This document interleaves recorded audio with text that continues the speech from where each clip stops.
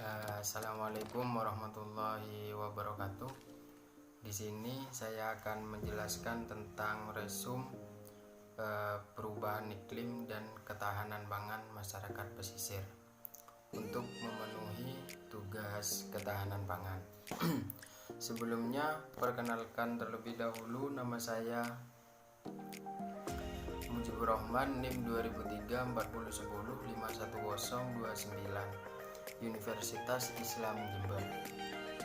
Perubahan iklim merupakan ancaman global yang sangat serius terhadap lingkungan pesisir dan laut, yang dampaknya antara lain yaitu meningkatnya permukaan dan suhu permukaan air laut, serta meningkatnya intensitas dan frekuensi terjadinya gelombang pasang atau tsunami. Dampak turunannya menyebabkan kerusakan pada terumbu karang, perendaman atau pergeseran formasi bakau ke arah daratan, algae heating, menurunnya kemampuan reproduksi ikan, perubahan rasio seks pada penyu, dan perubahan susunan rakitan spesies. Antisipasi secara lokal untuk mengurangi perubahan iklim hampir tidak bermanfaat, sehingga pengelola wilayah pesisir dan lautan harus segera melakukan adaptasi terhadap perubahan iklim global. Perubahan iklim mempengaruhi parameter iklim. Pada kondisi demikian, sumber daya laut berperan penting dalam mengatur perubahan iklim. Selain akan menciutkan luas lahan pertanian akibat terendam air laut, peningkatan permukaan air laut juga akan meningkatkan salinitas tanah sekitar pantai. Salinitas pada tanah bersifat racun bagi tanaman sehingga mengganggu fisiologis dan fisik pada tanaman, kecuali tumbuhan laut dan pantai atau varietas adaptif.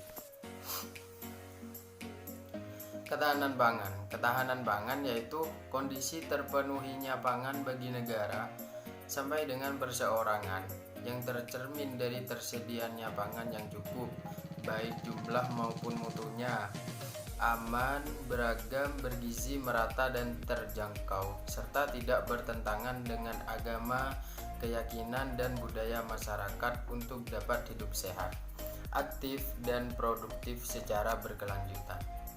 Sebagai kondisi dan upaya yang diperlukan untuk mencegah pangan dari kemungkinan cemaran biologis dan kimia yang dapat mengganggu, merugikan, dan membahayakan kesehatan manusia, serta tidak bertentangan dengan agama, keyakinan, dan budaya masyarakat sehingga aman untuk dikonsumsi.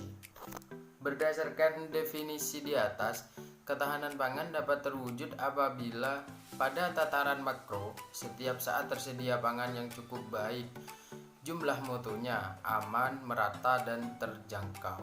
Tataran mikronya apabila setiap rumah tangga setiap saat mampu mengkonsumsi pangan yang cukup, aman, bergizi, dan sesuai pilihannya untuk dapat hidup produktif dan sehat, menurut Nasikun.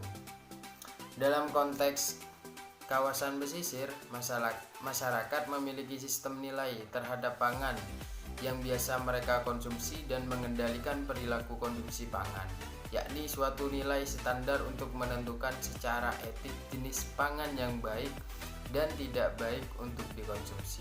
Rittenbaugh mengemukakan bahwa tindakan makan yang dilakukan seseorang atau sekelompok individu adalah sempurna dari batas antara faktor pemenuhan kebutuhan biologi manusia dengan budaya atau biocultural interface. Lingkungan budaya mensyaratkan pilihan makanan tertentu yang secara etik boleh atau tidak boleh dimakan. Akan tetapi ada kebutuhan biologi pada setiap individu yang cocok untuk pilihan makanan tertentu, misalnya untuk pertumbuhan, kesehatan, dan reproduksi.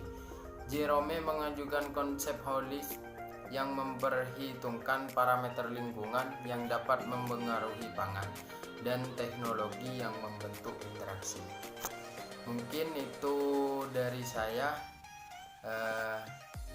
Assalamualaikum warahmatullahi wabarakatuh.